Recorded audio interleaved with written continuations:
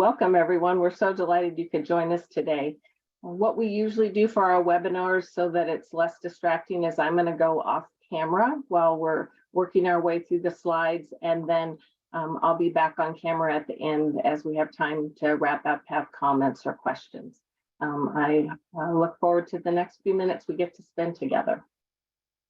So we hope that the description of today's webinar was clear to folks. We had a huge interest in a lot of registration, and we just need to be clear that our plan is not to share any new earth-shattering miraculous solutions to your very real challenges, your struggles, as you're busy doing your best to implement the settings rule.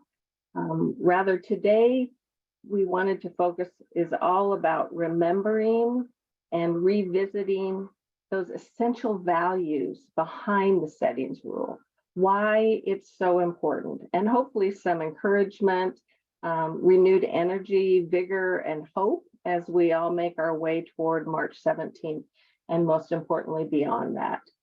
So as we always do when we get started, just want to make sure that we touch bases about who we are at CQL. You can see our vision and mission there. And for those of you who aren't familiar with us, you'll see words about dignity and opportunity, community, personal quality of life. Those are all things you're going to hear much more about over these next few minutes that we spend together. And I hope it will give you a sense about why we at CQL are so committed to the successful implementation of the rule. So just to give you a bit of my background and the context in which I created this presentation, I originally created this last year for a state provider organization who was wanting to just help their members kind of rejuvenate after the COVID kind of pause with the implementation. And we really just felt like this was so timely. So I just want to share, I am of an age where I started my professional career in the early 80s. And as I look back now, knowing what I do, I realize that I found myself at that point in a very unique place and time. And I really believe a once in a lifetime sort of circumstance. So for those of you who are not of such an age as I am, and perhaps weren't even alive at the time I'm speaking of, the 80s were a time of great growth, innovation, hope in the IDD field. The exposure in the 70s of the tragedy of life for the people with disabilities that lived in institutions had been really awakened us, motivated us to explore, to discover the power of person-centered, community-embracing values, and really beginning to understand how people's lives could be transformed in ways that most of us really could not have really imagined before that.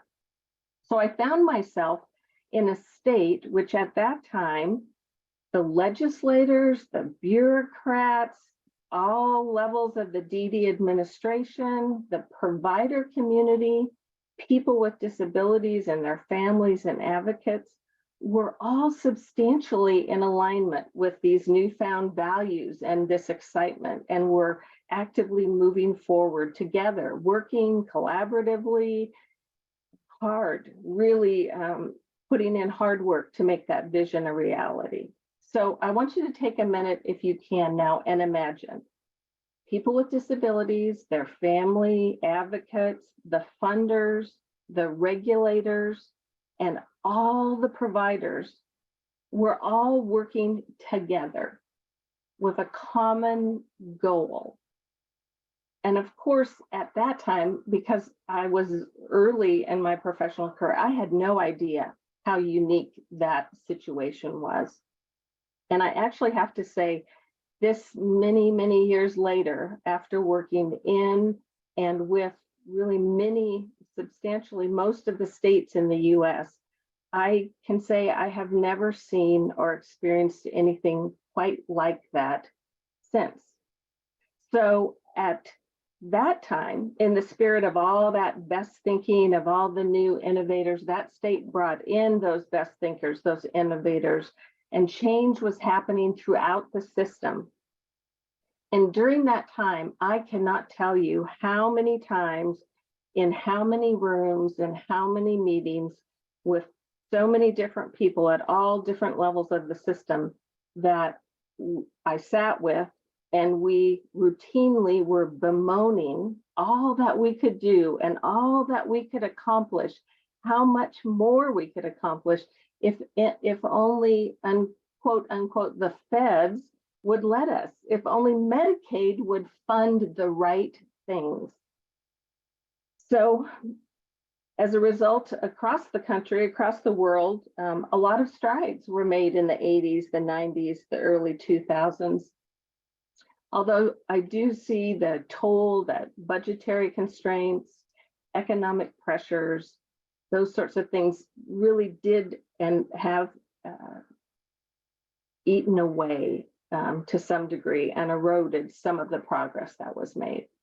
So imagine, given that background I have, imagine my delight and actually astonishment in 2014 and the years leading up to that, when, again, those quote unquote, the feds, the Medicaid bureaucrats actually put in place the settings rule, which essentially embodies so many of those groundbreaking values that we were so excited and working so hard to implement and fought so hard to bring about in the areas of immigration, choice, control, rights, independence, dignity, respect, competitive integrated employment, person-centeredness, full participation in every meaning of that term.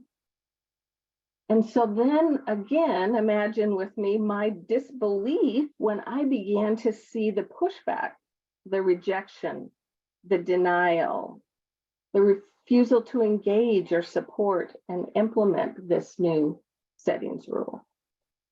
And I found myself thinking and sort of sadly chuckling to myself. So now that the federal government was telling us that we had to do what we had been begging them to let us do for so long, now we're unhappy. And I think we all need to take a pause and think about that. So that's why we think it's why this webinar really is so important and so timely, to take a minute out of our days to remind us what we believe, what we value, and encourage us as we walk down this path to meet the challenges and overcome the barriers to implementing this rule. And where there's absolutely no doubt, we all have different opinions about the exact language, the process, etc., in the settings rule and its implementation. Today, as we take this quick journey through the rule, I want you to ask yourself, if this wasn't required, if it wasn't mandated, and perhaps if it wasn't so hard, wouldn't you agree that it's the right thing to do? So as we look at the key provisions, I think it's important to look at the big picture, the whole framework of the settings rule, because I feel like over the last few years, oftentimes it feels like the only part of the rule that we talk about and focus on is that section about provider-owned and provider-operated settings. And I think when we do that, that we miss the overarching and the underlying beauty and the tenets of the rule. So to get started, let's look a little bit at the history of where this rule came from. So extensive input was gathered over 5 years, multiple rounds of rulemaking, thousands and thousands of public comment. And it really changed the whole focus from the waiver system away from size and location to really one focused on the personal individual experience. And so oftentimes, again, there's that notion that people share that they feel like, the federal government, Medicaid just sort of dropped this on us. That just simply isn't the case at all. So January 14 is when it was released, the original implementation deadline in 2019, an extension to 2022, given the things that have gone on in our world over the last couple of years, and then finally to what's coming up very soon, March 17th of 2023. No more extension. That was the message clearly over the last year or so with all of the CMS communication. So what is this rule? What is it that the values that this rule is intended to put in place? Integration, choice, individual rights, independence, privacy, dignity and respect, freedom from coercion, and freedom from restraint. Now, I want to stop and take just a minute, and if you have a piece of paper, you could scribble down your answers or just hold them in your mind. I want you to take a minute and think about the answers to these questions on the slide. So how many of you chose where you live? How many of you chose who you live with? How many of you have personal space and time alone? Of course, that might vary if you have small children in your home. How many of you can come and go basically as you please? How many of you set your own schedule? And how many of you choose how to spend your money? Again, might be dependent on some of the relationships you find yourself in. How many of you choose who cuts your hair? How many of you choose which grocery store you go to? Or if you go to the grocery store at all, or if you have your food delivered? How many of you choose which pharmacy you're going to use? Which doctor you're going to see? How many of you choose which church or religious service you attend, if any at all? And how many of you chose where you currently work? So I want you to take a minute to think about your answers to that. Now, I want you to take a minute and think of somebody that you know that receives services in our service system under the HCBS waiver system. Get that person in your mind. Think who that is. And I want us to ask those questions about their life. How many of them choose where they live? How many of them choose who they live with? How many of the people on your list have personal space and time alone and come and go as they please? How many of the people on your list set their own schedule and choose how to spend all their own money? How many of them who choose who cuts their hair or which grocery store they're going to go to or which pharmacy or which doctor or which church or religious service, if any, that they want to attend? And how many of them choose where to work or even get to choose if they get to work?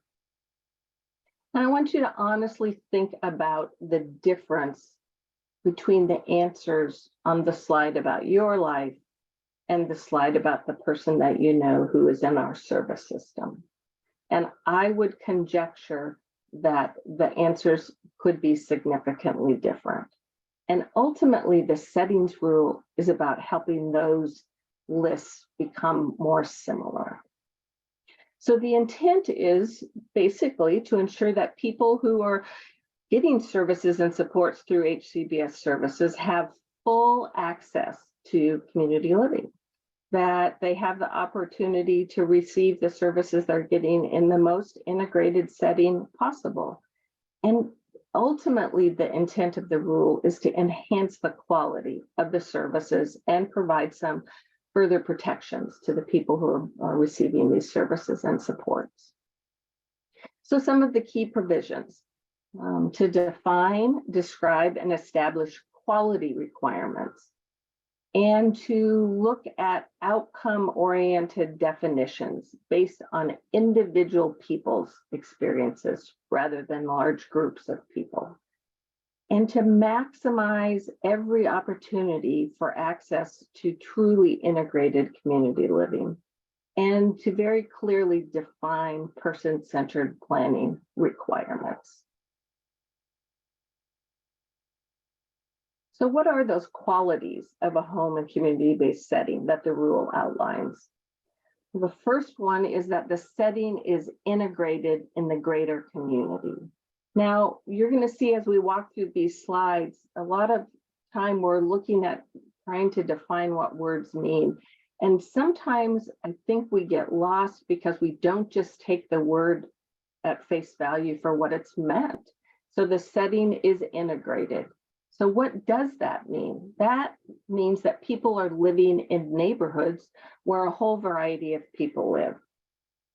People are supported to participate as fully in their community as they possibly want to. All of these attributes are based on the desire of the individual. And so participate fully is defined how they mean participate fully.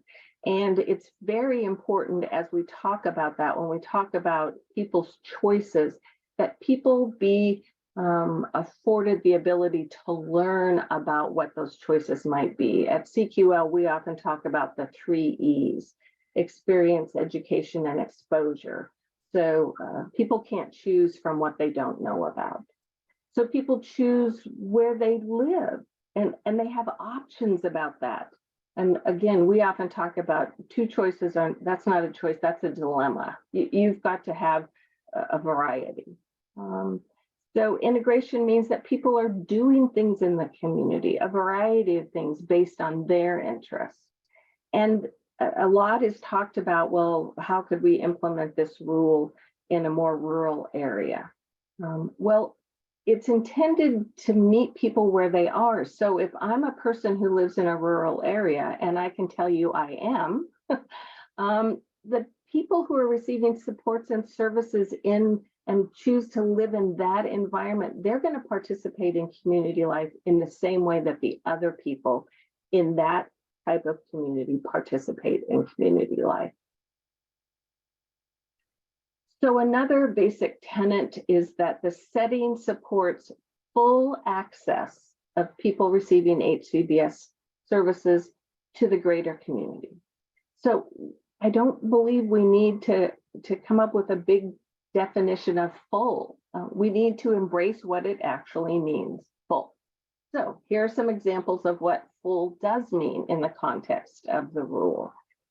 So it means that there are opportunities for people to work in competitive integrated settings. And that means that they're making minimum wage and above, and that they're working with a variety of people. It means that full access means that people have the opportunity, the ability, the support to engage in community life, all facets of community life. And again, there should be a wide variety. Just like on this call of 400 people, there's a wide variance of the type and amount and frequency of how people engage in community life. That's what we would expect to see with folks who are receiving these type of supports. So full access to the community means that you can control your money, and that you can receive all the benefits of the community, all the services in the community in the same way and to the same degree as anybody else who happens to live in the community and isn't receiving these services. So what it doesn't mean, and you know, these things show up on these slides because we see them, it doesn't mean that the only time a person who's receiving HCBS services is in the community is on what they would call or would be termed a group trip or an outing. Most of us don't talk about going on outings. Most of us talk about the activity that we're going to engage in. And it doesn't mean that people's activities are all scheduled by the staff or determined by the group with whom they happen to live. And it doesn't mean that they are in the community doing the same thing over and over and over again. So sometimes we can sort of delude ourselves into saying that people have full access, when in fact they do exactly the same thing in exactly the same place with exactly the same people, day after day, week after week. And again, we should see a wide variety of experiences based on, we know there's a wide variety in the general population of all of the people who live in any given community. So it doesn't mean that somebody else sets a schedule and it's determined on when the van might be available. Those are all things that full access doesn't mean. And I'm going to say this over and over again. I am by no means under the delusion that this is easy. This is hard. This is hard work for everybody in the service system who's trying to accomplish this for the folks that they're supporting. So full access under the settings rule means that the setting where the person is receiving these services is selected by that person from a variety of options, and the options are not only service system options. So this is on this slide, some of the language, that the rule has about providing private units, about making sure that choices are documented in person-centered plans. And it means they clearly define that a non-disability specific setting means that both people with and without disabilities would have the option to live there or receive services there. So a next tenet, the setting must ensure a person's rights. And the rule includes many, many things. Some sort of overarching things under this arena of rights. And again, thinking about kind of just definitions that we would all acknowledge and understand. So a huge part of the rule is focused around people having privacy, about the option to choose how much time they spend with other people and how much time they spend alone, whether that's in their own home or whether it's in the community. Again, options, choice under that banner of privacy. And we all know, everybody who's worked in this service system for any amount of time, that's not necessarily a common occurrence that people have the option to privacy that they might choose. And then this whole concept about dignity. And so dignity, the essence of that is really about people being able to do things that are important to them, to speak up for themselves, and to learn about and be the person they are and want to be. And so that means all kinds of exposure and experiences and options. So many things play into that dignity. And then respect. You look in the dictionary, there's all kinds of things under that topic, and really respect boils down to having a high regard for a variety of things, for people's feelings, for their property, for their wishes, for their rights, their opinions, their traditions, a high regard. Do we and do our services reflect that we have a high regard for the people that we're supporting? And if you go to this CQL website, we'll have a link at the end. I can tell you there is an enormous amount of free information there, articles and research and webinars that show you the impact that dealing with and focusing on dignity and respect can have in people's lives. So what also falls under this whole notion of rights? Well, it's those other two items that were on the list of the values in the rule. Freedom from coercion. So, what does that really mean, coercion? And to put that in terms that relate to the people that we support and value and care about, is that they can make decisions without feeling like they're being pressured or that they're being forced to do something that they don't want to do. And that can happen so easily, if you're a person who's lived where somebody else has always told you what to do, it is so easy for people to not fully understand that they have the right to make decisions without somebody else sort of pushing them someplace. And it's all about not being talked into something you don't want to do. I can't say how many times over the course of my career, and I've watched other people, that we've said, what would you like to do? We've gotten an answer, and then we say, oh, well, we can't do that. Or there's some reason we can't do it. Are you sure that's what you want to do? So freedom from coercion is really about being able to make decisions and take action on what you want to do. And freedom from restraint. And that's, restraint, again, I think we try to conjure up some meanings that for a word that's very straightforward. Restraint means, freedom from restraint means not being held against your will, or not being kept from doing something that you want to do. As you look further into the rule, we see that the settings rule encourages individual initiative, autonomy, and independence for people as they're going about making all of these choices in their life. And again, I'm under no illusion that this is easy. People that we support, many of them have never learned what it is to make choices, how to understand how to make choices, how to act on your choices and think about the potential consequences of your choices. Those are all things that we're here to help support them to learn and to experience. So what does that all mean, that individual initiative, autonomy, and independence?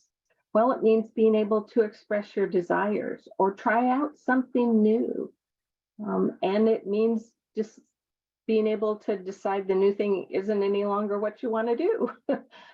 It's being able to do things as much on your own as possible and as much on your own as you want. Again, wide variety of people's interpersonal desires about how much time and support they want, how many relationships they want, what those look like.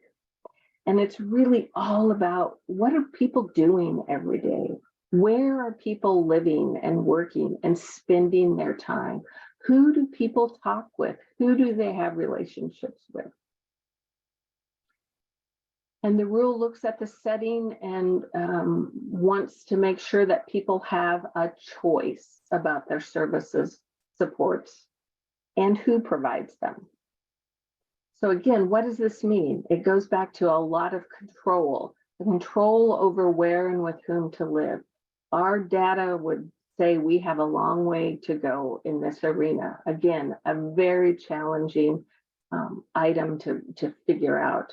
It means control over where to work, whether to work, how you might earn money if you want to earn money, options about how you're going to spend your day and your evenings, options and decisions about who you're going to spend time with and who you want to be able to be supporting you to do all of these things.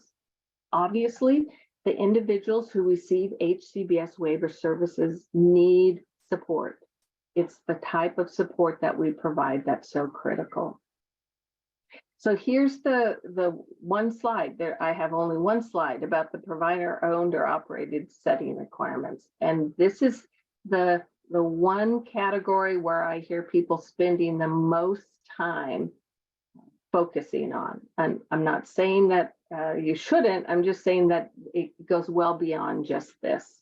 So I know there are innumerable issues with all of these items and how to make them a reality for people in the setting in which you are supporting them.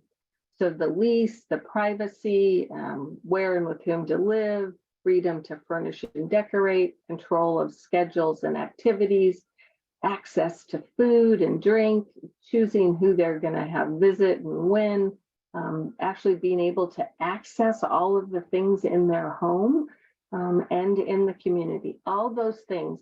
And that became a very important component when the provider owns or operates that setting, because it can significantly limit someone's ability to truly make choices if you believe that your choice may mean you're going to no longer be able to live in your home. And so that becomes just critically important. So the settings rule doesn't only talk about where you live, it talks about where you work and what you do with your day. And this again is an area I certainly have found myself saying out loud to colleagues over the last couple of years is, do people realize that the settings rule applies to what people are doing during the day? We spend so much time, and not to say that isn't important, talking about the residential side of the service system, but the setting rule applies to work and to what's going on during the day in those services as well.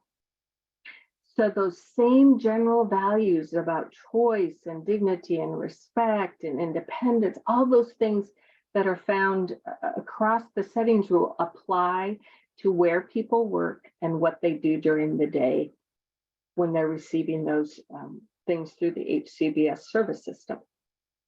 So if we're looking at day programs and workshops, so it needs to include regular, meaningful non-work activities in integrated community settings.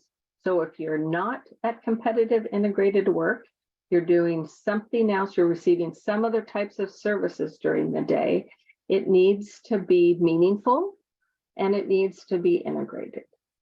Again, people are provided all the information about all the choices about whether work is what they'd rather be doing and need support to walk down that path.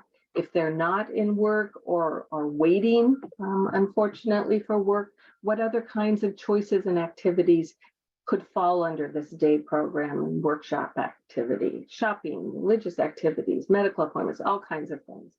And it includes in those settings an ability for people to set their work schedule, their break, vacation, sick time, medical benefits, all the things we would think of in a setting that we were dealing with about what was going on in our life during the day.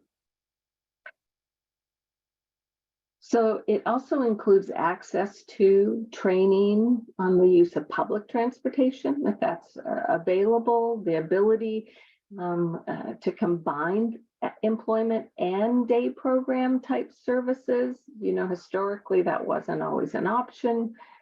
People need to have places to have control over their belongings. They need to have choices about who they're going to do these activities with. And certainly, if we go back to that meaningful and integrated, many of these options need to be outside of a traditional day program building. So these are just some things to think about in terms of day programs and workshops that would lead people to be better implementing the intent of the settings rule. Is there a bathroom that's designated just for staff and people receiving services aren't encouraged or allowed to use those bathrooms?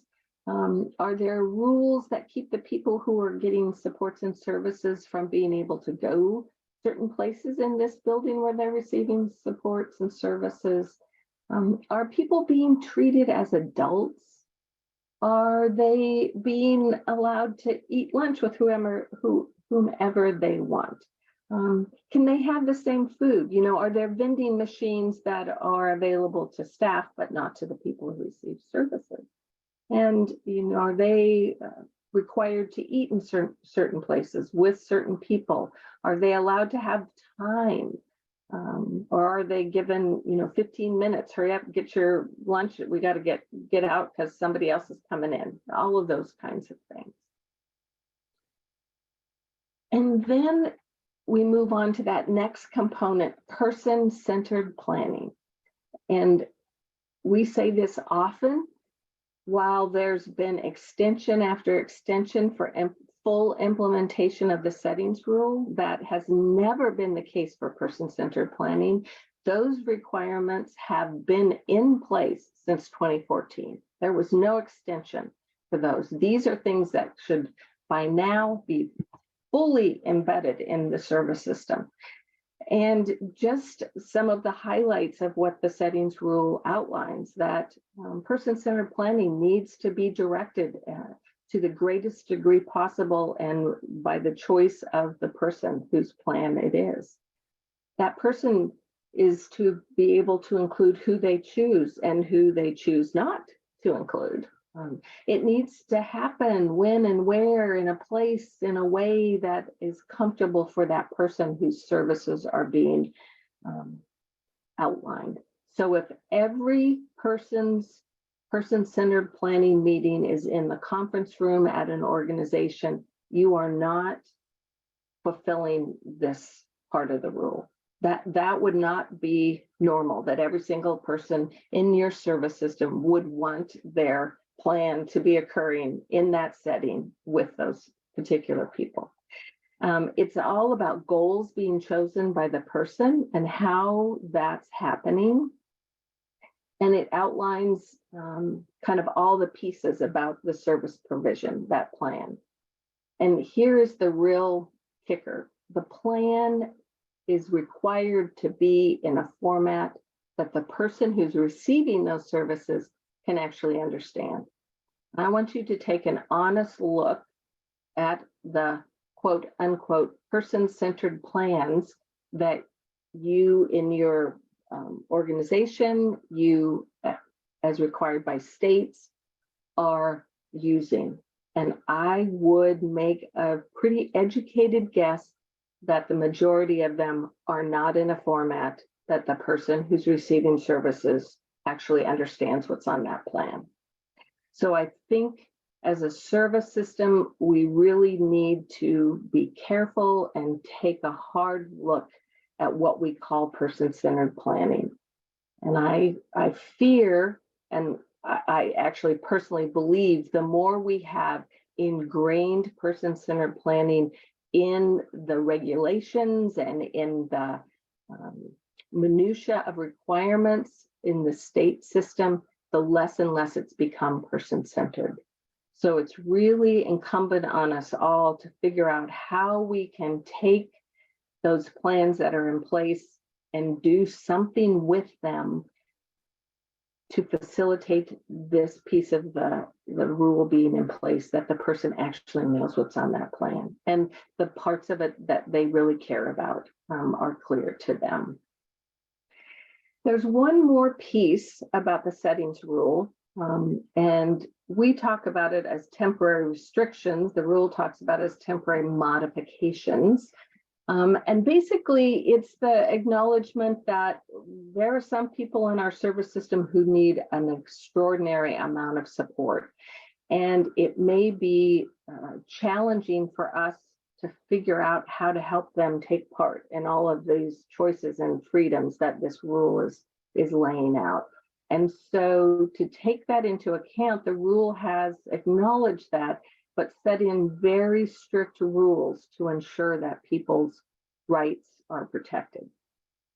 So if people need that extra support, and there is a modification needed that's going to say they are not going to access all of these benefits, then these are some of the requirements that are essential for us to look at. So the modification, the restriction, needs to be based on a very specific need, not a blanket overall. And there needs to be clear evidence that positive interventions have been tried before this restriction, this modification, has been considered. That includes showing that there are less restrictive, less intrusive ways that were tried and didn't work. And you need to be able to show that. You need to be able to show that the support, the modification, the restriction is really in direct proportion to the need or how big an issue that particular area is. Continuing to have measurement, ways to determine whether this restriction, this modification is actually effective, if it's actually accomplishing what it was set out to do. It needs to show that any modification is temporary. There's never an assumption that there's a restriction put in place and that it's just always going to need to be there. There needs to be a regular, true review, not just a rubber stamp, a real review about whether that modification continues to be needed, or have we not learned some new things, or have we not helped people to get to a different place where that could change. If people are going to have restrictions, modifications on these rights under this rule, there must be informed consent. That means that time needs to be spent with people discussing all the options, including the option of the restriction not being in place and what that might mean. And then clearly, if there is a restriction, a modification, an intervention, that you have to be able to show that there is no harm to the person. And inherent in all of this is due process. And due process is always a requirement if you are looking at limiting and restricting people. And so again, that needs to be based on a specific need. People need to understand there are options. An option is not to have the restriction, and the consequence might be you might not be able to continue to receive this service. I mean, that's a legitimate consequence, but people need to understand that it's not just a fact that this is going to be put in place. And that means taking some time with the person.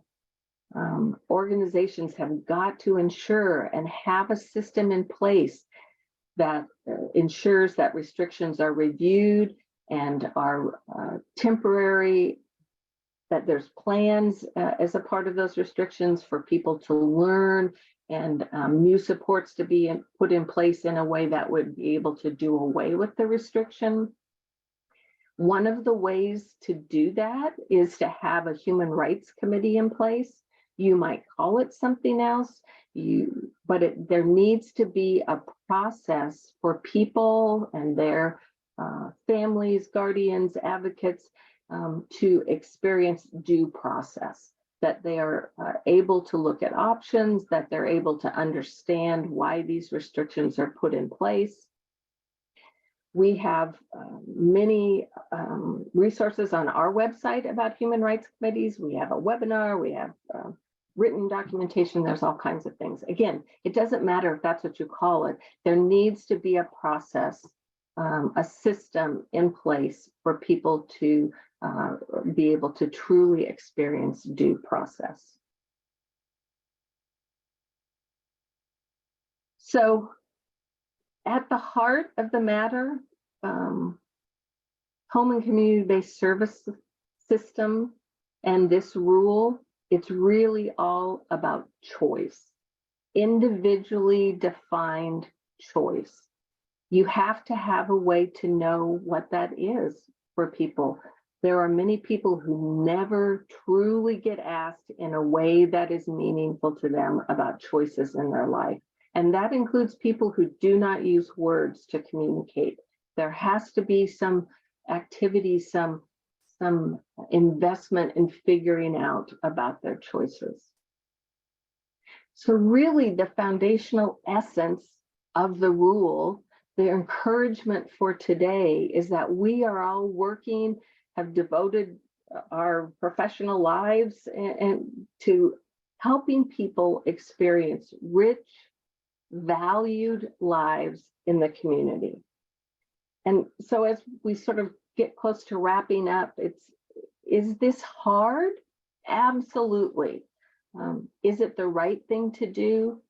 Absolutely. And so in order to pull this off, we need to operate not on the can we do this model, but rather on the how can we do this and how will we do this model. We do want to make sure that you understand that there are so many resources to help on this journey. And rather than put the multitudes that might be available, these are 3 that will take you to places that have many resources on those particular websites, and in addition have multitudes of links to other resources to be able to help you as you walk down this very challenging path. And so this looks at some tools that you could find on the HCBS ACT project. Lots of fabulous short videos that are very helpful for people receiving supports to understand the rule and understand their rights and how they can act on those. Obviously, the HCBS Advocacy Coalition is an incredible resource and has all kinds of links. And then I really need to encourage people about the CQL website. It's really, if you are not aware of it and are not using it, it's a hidden gem of free resources. I'll say that again, free resources. So there are free webinars about all of these topics, research, articles, newsletters, guides, all kinds of things that are there for you to access. One of the things that's exciting that we're able to share with you today is that we've got an upcoming newsletter. We call our newsletter the Capstone, comes out pretty much about once a month. And this month, I guess not surprisingly, it's devoted to the settings rule, and it's going to be coming out next week. In order for you to get things from us like the Capstone newsletter or research and data tidbits, we are not going to send you things unless you ask us for them. And so it's important that you go to the website. At the bottom of every page, you will see choices about what you can sign up to receive. So if you want to get that newsletter that's coming out next week, you'll just pop onto the website, scroll down to the bottom of a page, and you can click on signing up for the Capstone, and then that will come to your inbox for you. So before we wrap up, and looks like we're going to have a few minutes for questions, I just want to say a few things, just I guess to encourage myself and to encourage everybody who's here. Is, again, I just want to say over and over again, I and CQL do not intend to minimize in any way the challenges, the struggles, the barriers. They are all incredibly real. We partner with over 350 organizations and state systems, and we walk alongside all of those entities and see exactly how challenging this is. We do need, though, to remember, and we need to encourage each other to remember how far we've come and acknowledge how far we have yet to go. We've got to embrace all that's good and right and true about the intent of this settings rule. And we need to recommit to working together, to supporting each other, and doing that in the hopes and the desire of a better future. That's the only way that we're going to work through these challenges, that we're going to get over these barriers. And ultimately, the bottom line is we can't afford to waste time complaining, squabbling, denying, all of those things. We can't afford to waste time because people's lives depend on it, depend on us to do the right thing, regardless of how hard that is. And so I just want to encourage everyone. I'm delighted that you chose to take the time out of your day to think about that and think about all of these issues. I hope that this few minutes we've spent together might be some source of encouragement. And I want to just reiterate, I can't say strongly enough how much CQL is invested and wants to be a support to you. And so anything that we can do, we really want you to know that you can reach out to us. So I'm going to turn my camera back on, and Seth's going to share with us if there are questions or comments that you have wanted to share. Yes, I can cover just a couple that were addressed during the webinar itself. We mentioned this at the beginning of the webinar, but yes, this webinar is being recorded. We will be sending out a link to both the webinar recording as well as a PDF version of the PowerPoint slides. Those will go out to everyone who registered for the webinar, and that usually gets sent out about a week or two from today. So again, if you registered for this webinar, the slides and the recording will land in your inbox to be able to share those with others. Another thing that was asked about, or at least referenced during the webinar, and then also someone commented about it in the Q&A box, is we do have a lot of short animated videos, all specific to the HCBS Settings Rule. The link, the top link that Angela has up on the screen right now, is the place to go to access those.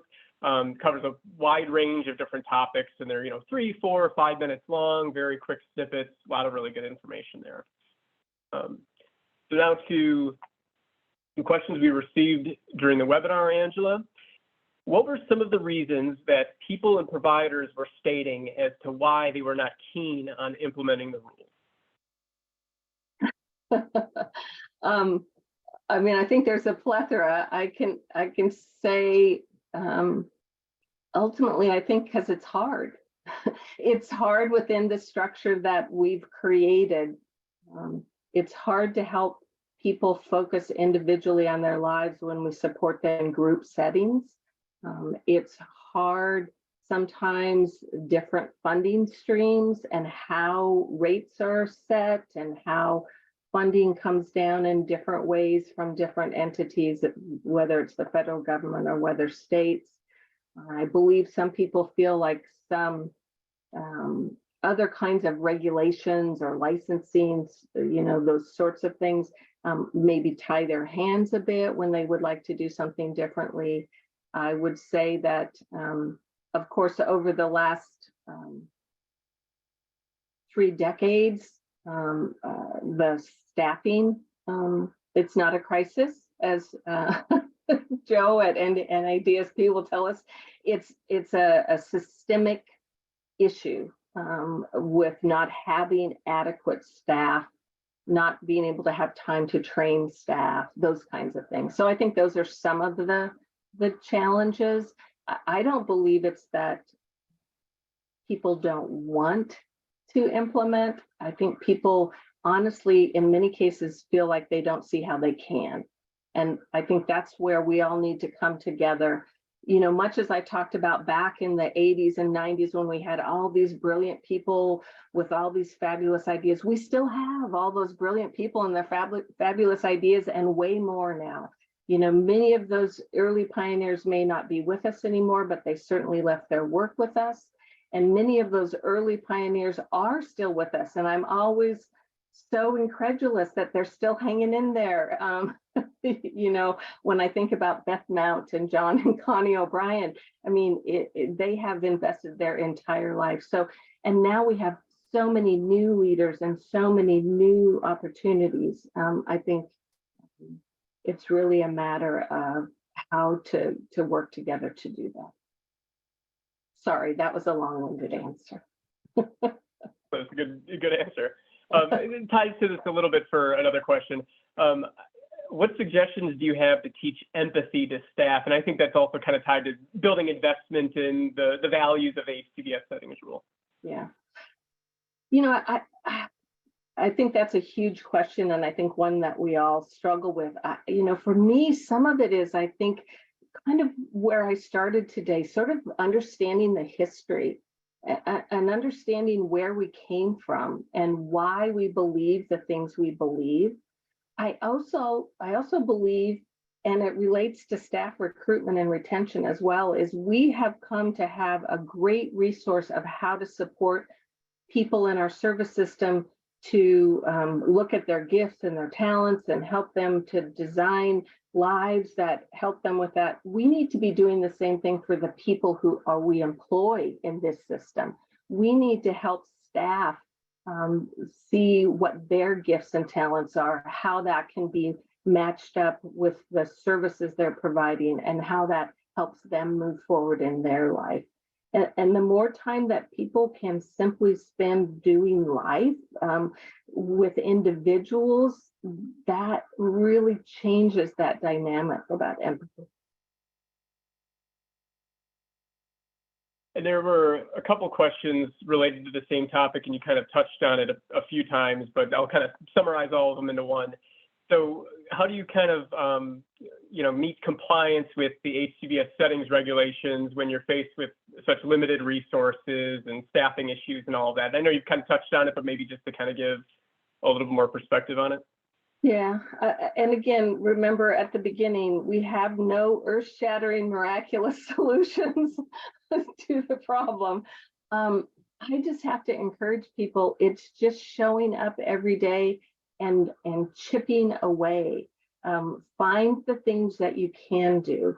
And it's those of you who know CQL, we embrace and love the concept of appreciative inquiry. Again, we do a great job of focusing on gifts and talents and desires of the people that we support. We need to do the same thing in our organizations. We need to look at our organization's gifts and talents. What have we figured out, and how can we apply that to those really areas we're struggling? The other thing is look around, share, the National Leadership Consortium, CQL's website. If you go there to Facebook, we have an e-community where providers can talk to each other, ask for resources. There are people who are doing fabulous things. And so reaching out to find them and using their great ideas and really making sure not to try and dream up everything by yourself, because it is overwhelming and there are lots of barriers. And I think maybe we'll take this as our final question. How will compliance of the rule be monitored? I'm not CMS. I don't have the answer to that. that wasn't the goal of that we knew. Actually, you guys have done a fabulous job, because we were concerned you might have lots of questions about implementation that we would not be able to answer. So CMS's website is filled with a plethora of information about that. Your state DD administration can help you with that. We again want to support people to be able to look at that. And I also think that we need to go beyond this notion of compliance. That I guess two things. I believe that quality has to be embedded in compliance. So I don't believe there's a dichotomy between compliance and quality. I think quality is where you begin. And I think this notion of compliance changes the dynamic versus how can we fully embrace and implement these values, which will take you well beyond compliance. Great. Well, we are at the end of the hour, so I think we'll be wrapping up for today. Obviously, thank you to all of our attendees for coming today, for being so engaged in this session, for all the good questions. Obviously, Angela, thank you for the presentation. We had a lot of comments back from attendees throughout the entire webinar, thanking you for the information you shared and how it's presented. So I know it was really valued by everyone participating today. Thank you all for taking time out of your very busy days. And we look forward to hopefully seeing you again and helping work along this process.